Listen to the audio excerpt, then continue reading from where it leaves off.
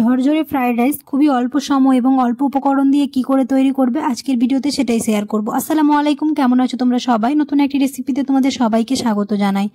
ঈদে বিরিয়ানি, তেহারি এসব তো খাওয়া হবে। খুবই অল্প সময়ে এই ফ্রাইড রাইস একবার বানিয়ে দেখবে, ছোট থেকে বড় সবাই খুবই পছন্দ করবে। আর এটা মাংসের সাথেও খেতে দুর্দান্ত লাগে।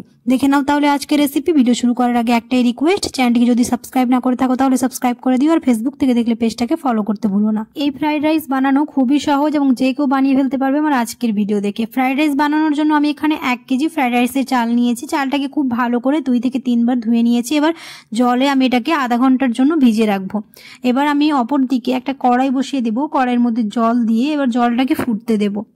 প্রথমে আমরা চালটাকে সেদ্ধ করে নেব, যেভাবে আমরা ভাত রান্না করি সেরকম ভাবে। তো ওইদিকে চালটাকে প্রায় আধা ঘন্টার মতো ভিজিয়ে রেখেছিলাম, আর এদিকে জলটাও বসিয়ে দিলাম। ওইদিকে চালটা ভিজতে ভিজতে এদিকে জলটাও ফুটে আসবে। এবার জলের মধ্যে অ্যাড করব হচ্ছে কয়েকটা তেজপাতা, দারচিনি, এলাচ আর লবঙ্গ। এবার জলের মধ্যে অ্যাড করব হচ্ছে লবণ, তবে তোমরা এখানে নিজেদের পরিমাণ মতো দিয়ে দেবে। আর আমি এখানে 1 চা চামচের মতো লবণ দিয়েছি। যে যেরকম কোয়ান্টিটি করবে সেই অনুযায়ী এখানে লবণ দিয়ে দিতে হবে। আর দিয়ে দিব হচ্ছে সাদা তেল। সাদা তেল দেওয়ার পরে এবার যে আমরা চালটাকে আধা ঘন্টা ধরে ভিজিয়ে রেখেছিলাম, এবার চালটাকে অ্যাড করে দেব।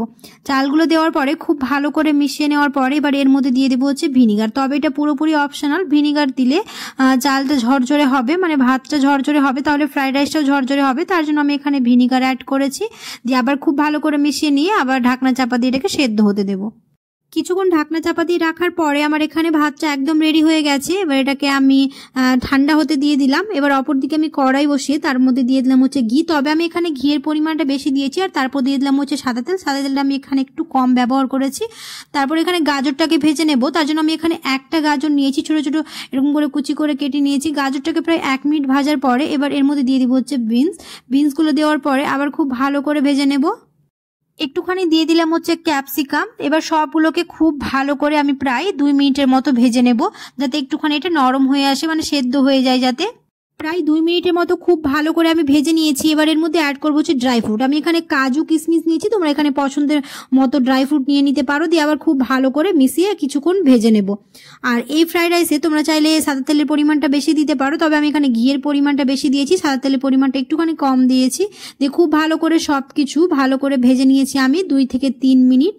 ওইদিকে আমি ভাতের ফ্যানটাকে ফেলে দিয়ে ভাতটাকে ঠান্ডা হতে দিয়েছিলাম। আর এবার সবগুলো খুব ভালো করে আমার ভাজা হয়ে গেছে। এবার এর মধ্যে ভাতগুলো আমি অ্যাড করে দেবো।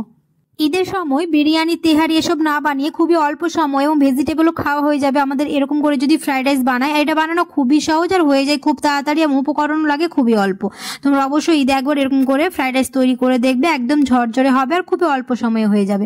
খুব ভালো করে আমি মিশিয়ে নিয়েছি। এবার দিয়ে দেবো হচ্ছে চিনি গুঁড়ো। তবে তোমরা এখানে গোটা চিনি ব্যবহার করতে পারো। আমি এখানে চিনি গুঁড়ো দিয়েছি প্রায় 3 চামচের মতো। চিনি গুঁড়ো দেওয়ার পর এবার দিয়ে দিলাম হচ্ছে গোলমরিচ গুঁড়ো। আমি এখানে 1 চা চামচ গোলমরিচ গুঁড়ো দিয়েছি। এবার দিয়ে দিব হচ্ছে কেওড়া জল। আমি এখানে 1 চা চামচের মতো কেওড়া জল দিয়েছি। দিয়ে সব কিছু খুব ভালো করে মিশিয়ে নেব। আর আমাদের ফ্রাইড রাইস কিন্তু একদম রেডি হয়ে গেছে, আর মাত্র 2 থেকে 3 মিনিটের মতো লাগবে। সব কিছু খুব ভালো করে মিশিয়ে নেওয়ার পরে এরকম 2-3 মিনিট নেড়ে চেড়ে দিলে আমাদের ফ্রাইড রাইস একদম রেডি হয়ে যাবে। দেখতেই পেলে কতটা সহজ এই ফ্রাইড রাইস বানানো, আর যে কেউ বানিয়ে ফেলতে পারবে আমার আজকের ভিডিও দেখে।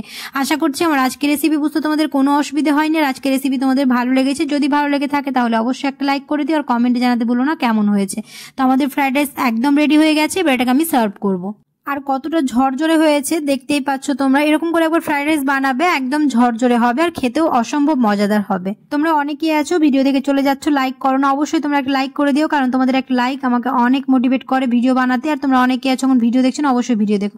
দেখা হবে খুব শীঘ্রই পরে এক নতুন রেসিপিতে। সবাই খুব ভালো থাকবে, সুস্থ থাকবে। আল্লাহ হাফেজ।